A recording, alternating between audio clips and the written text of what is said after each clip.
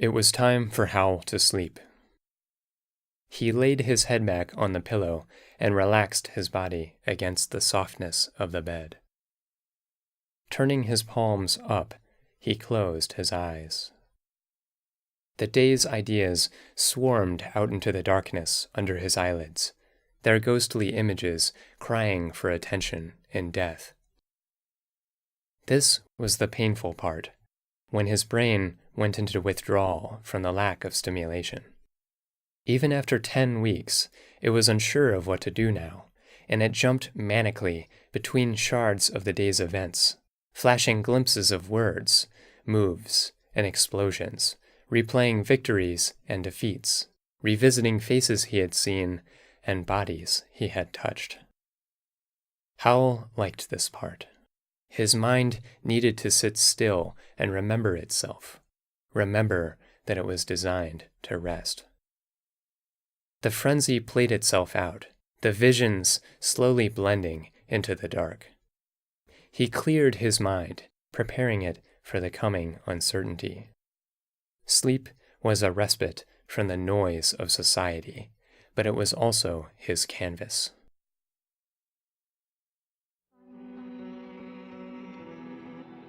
Howl felt his thoughts rise up from his body, searching for some again new world.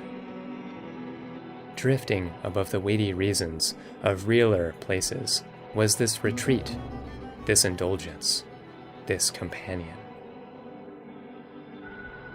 The pieces of his skull fell away, and his mind oozed free of all definitions. Time was now inconsequential. He forgot and remembered many things. He found himself in many places. He swam in colors, sounds. Voices spoke, then became music, which became lights, which became a city. The boundaries had fallen. Howl became a dream remembering itself. That ever-cunning game, I am a thief amongst guards. They patrol, turning like clockwork around me, always in some angle blinded, in essence of the game.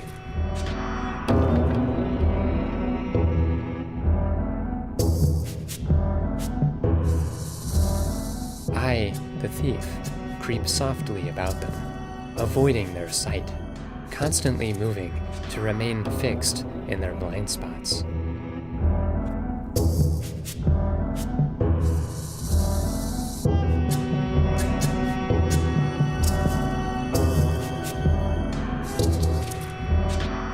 I progress like this through midnight gardens and shadowed cloisters, ever farther into the keep.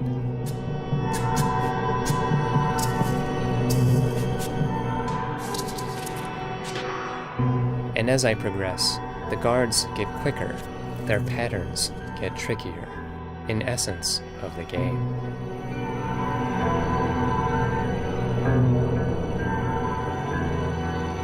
This could be a dream.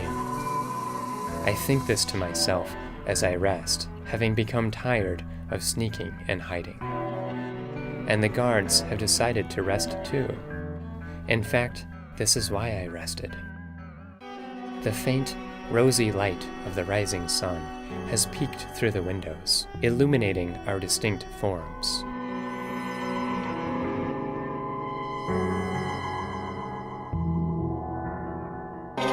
We are statues now, the guards and I, waiting at random in the dusty, vaulted hall of the keep.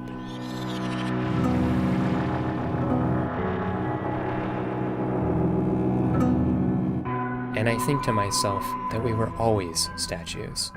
Even while they patrolled, and I crept around them, we remained these unchanged figures, like stone knights sliding across a chessboard.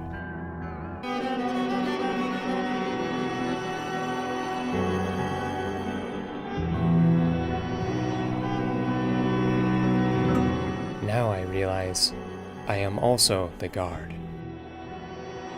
The game has abruptly resumed, the room darkened. I search then, turning, patrolling a path ever complicating, And I, too, the thief, complicate, ducking and shadowing. And the night beholds us.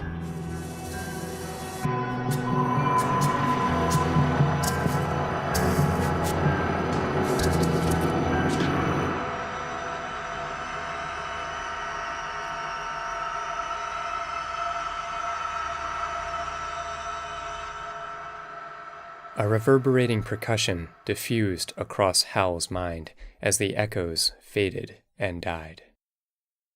His eyes were open, languidly tracing the console's lights, pulsing in the dark. His ears could pick up its soothing and imperceptible hum. "You're awake," said its soft, affectionate voice. "I know," he muttered with annoyance. "You had one dream, Howl."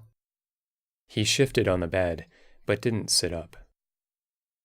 "I don't remember much. Even less than last time." "Should I open the studio?" "Don't bother." He ran a hand through his hair. "I don't remember anything, actually." "I'm sorry, Howl." The console turned its lights a comforting green. "Would you like me to show you the dream?" Howl brought the console closer, and then stroked its formlessness lazily. "Let it go," he said.